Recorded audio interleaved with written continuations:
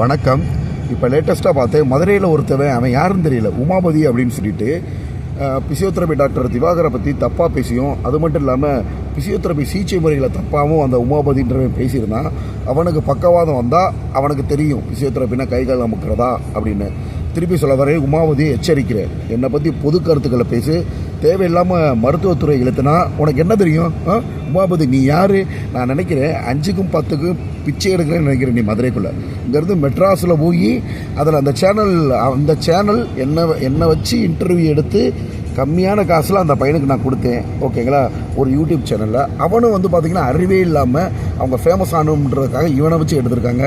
ஏண்டா உமாபதி உனக்கு என்ன தெரியும்? பிசியோதெரப்பி பற்றி என்னமோ மசாஜ் பண்ணுறாங்களா, கைகால் அமுக்குறோங்கிறாங்களா. நீ ஃபேமஸ் ஆகிறதுக்கு என்னெல்லாம் பேசுவியா? இதே 6 மாதம் 1 மாதத்துக்கு முன்னாடி நம்மளை பற்றி பெருமையாக பேசுனா உமாபதிக்கு மரியாதை கெட்டு போயிடும். புரியுதா? முதல்ல உனக்கு படிப்புனா என்னன்னு தெரியுமாடா? ஏண்டா பிசியோதெரப்பி என்பது +2 முடிச்சுட்டு நீட் எக்ஸாம் எழுதணும். ஓகேங்களா? டிஷ்யூ மேனிப்புலேஷன், அதுக்கப்புறம் nerve gliding, டெண்டான் gliding, stretching, strengthening, இது தாண்டா பிசியோதெரப்பி. கைகால் நம்பிக்கை விடுறது. நாளைக்கு உனக்கு பக்கவாதம் வந்தாலோ அல்லது உங்கள் வீட்டில் குடும்பத்தில் யாருக்காவது பக்கவாதம் வந்தாலோ அப்போ என்னன்னு தெரியும்டா பிசியோதெரப்பி. தேவையே இல்லாமல் மசாஜின்னு சொல்லியிருக்க, உனக்கு மரியாதை கெட்டு போயிடும். உமாபதி என்ற நபருக்கு மரியாதை கெட்டு போயிடும். பிசியோதெரப்பி கைகால் அமுக்கிற வேலை, அந்த வேலை, இந்த வேலைன்னு ஏண்டா. பிசியோதெரப்பின்றது ஒரு நல்ல துறை. அதில் செட்டில் ஆகி ஓகேங்களா, ஒரு நாளைக்கு லட்சக்கணக்கில் சம்பாதிக்கலாம். அதை விட்டுவிட்டு இன்டர்வியூவில் தப்பாக சம்பாதிக்கிறாங்கன்னு சொல்லியிருக்க, உனக்கு அவ்வளவுதான் மரியாதை. ஓகேங்களா?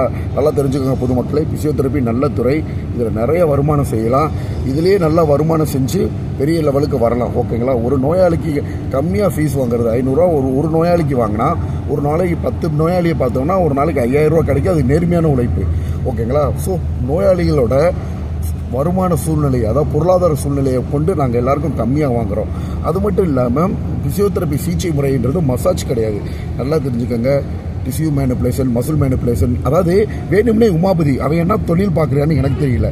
வேணும்னே இந்த மாதிரி ஒரு ஹையஸ்டான ப்ரொஃபஷனை பற்றி பேசி அவன் வியூஸ் வாங்கி இதெல்லாம் இவனுக்கு ஒரு பொழப்புன்னு எனக்கு ஒன்றுமே புரியலை. இவனே உட்கார வச்சு ஒருத்தர் இன்டர்வியூ எடுக்கிறான் பாருங்க. அது அவன் தாங்க பச்சை துரோகி. ஆனால் நீங்கள் சூப்பர்னே, நீங்கள் நல்லா பண்ணுறீங்க வாங்கினேன்னு கூட 4 நாள் கொண்டு மெசேஜ் அமிச்சான். இப்போ கண்டென்ட்டுக்காக இவனை வச்சு நம்ம டாப்பிக்கை பேசி இவன் சேனலை டெவலப் பண்ண வைக்கிறான். அவன் உமாபதின்றவன் எவன் கூட எனக்கு தெரியல. நான் நினைக்கிறேன் மதுரையில் பிச்சை வச்சு எடுக்கிறானா என்னன்னு தெரியல. இவன் அடுத்தவங்களை பற்றி பேசுகிறான். திருப்பி சொல்ல வரேன் பொதுமக்களே, பிசியோதெரப்பி ஒரு மருத்துவத்துறை. ஓகேங்களா? அந்த மருத்துவத்துறையில் பார்த்தீங்கன்னா திருப்பி சொல்ல வரேன், இது ஒரு டாக்டர் படிப்பு. அது அவனுக்கு தெரியுமா தெரியாதான்னு எனக்கு தெரியல. ஓகேங்களா? இதுலேயே நல்லா சம்பாரிச்சிருக்கோம், இடம் வாங்கியிருக்கோம், வீடு கட்டியிருக்கோம். அடுத்த கட்ட ஸ்டெப் பிசியோதெரப்பி மருத்துவமனை கட்டுறதுக்கான ஏற்பாடுகளும் நடந்துக்கிட்டு இருக்கு. பக்கவாதம் வந்த நோயாளியும் வாதம் வந்த நோயாளியும் சிகிச்சை அளிச்சுக்கிட்டு இருக்கோம்.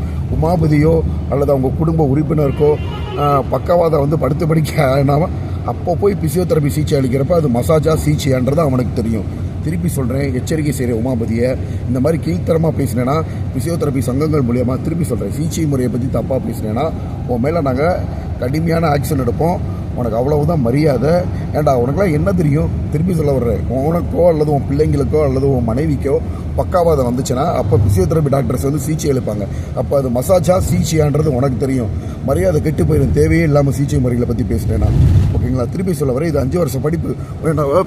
உமாபதி இப்படி பேசுகிறானே, அனாட்டமி, பிசியாலஜி, சைக்காலஜி, இப்படி நிறைய பாடத்திட்டங்களை கொண்டதெல்லாம் பிசியோதெரப்பி மருத்துவம். இவனெல்லாம் ஒரு சப்ஜெக்ட்டு பிசியோதெரப்பியில் பாஸ் பண்ண சொல்லுங்க, நான் ஒத்துக்கிறேன். உமாபதின்றவனுக்கு என்ன தெரியும்? அவனெல்லாம் என்ன? அவனுக்குலாம் இவெல்லாம் அடுத்த ஜென்மம் எடுத்து நீட் எக்ஸாம் எழுதி அதில் பாஸ் பண்ணி பிசியோதெரப்பி படிக்க சொல்லுங்கள். அதில் ஒரு செமஸ்டர் அனாட்டமி. நல்லா தெரிஞ்சுக்கோங்க, பிசியோதெரப்பி என்பது ஹெல்த் கேர் ப்ரொஃபஷனல். லேட்டஸ்ட்டாக சென்ட்ரல் கவர்மெண்ட்லேயே பிசியோதெரபிஸ்ட் டாக்டர் அப்படின்னு போட்டுக்கலாம் அப்படின்னு சொல்லியிருக்காங்க. ஓகேங்களா? ஸோ இதுக்கு முன்னாடி அதுக்காக பிசியோதெரபிஸ்ட் டாக்டர் கிடையாதா? பிஹெச்டி படித்தாதாங்க டாக்டர் போடணும். எம்பிபிஎஸ்க்குமே டாக்டர்னு போட்டுக்கிறதுக்கு உரிமை கிடையாது. லேட்டஸ்ட்டாக தான் எம்பிபிஎஸ் ப்ரிஃபிக்ஸ் டாக்டர்னு போட்டுக்கலாம் அப்படின்னு அவங்களே குறைந்தபட்ச காலங்களில் தான் வாங்கியிருக்காங்க. ஓகேங்களா? மெடிக்கல் ஃபீல்டில் higher authority health care professional. ஓகேங்களா? Physiotherapy health care professional, MBBS health care professional, dentist health care professional. இதை பற்றி போதிய அறிவு இல்லாமல், விழிப்புணர்வு இல்லாமல், கண்டென்ட் கிடைக்கணுன்றதுக்காக தப்பாக சொல்லிகிட்டு இருக்காங்க. இதில் திருப்பி சொல்ல வரேன், இது மருத்துவ subject. Anatomy, physiology, psychology, sociology, paediatrics, neuro paediatrics, அதுக்கப்புறம் பார்த்தீங்கன்னா ஆர்த்தோபீடிக்ஸு, கார்டியாலஜி, பெத்தாலஜி இது மாதிரிலாம் சப்ஜெக்ட்ஸ் இருக்குது. இதுக்கெல்லாம் ஸ்பெல்லிங் கூட தெரியாது அந்த உமாபதின்றவனுக்கு.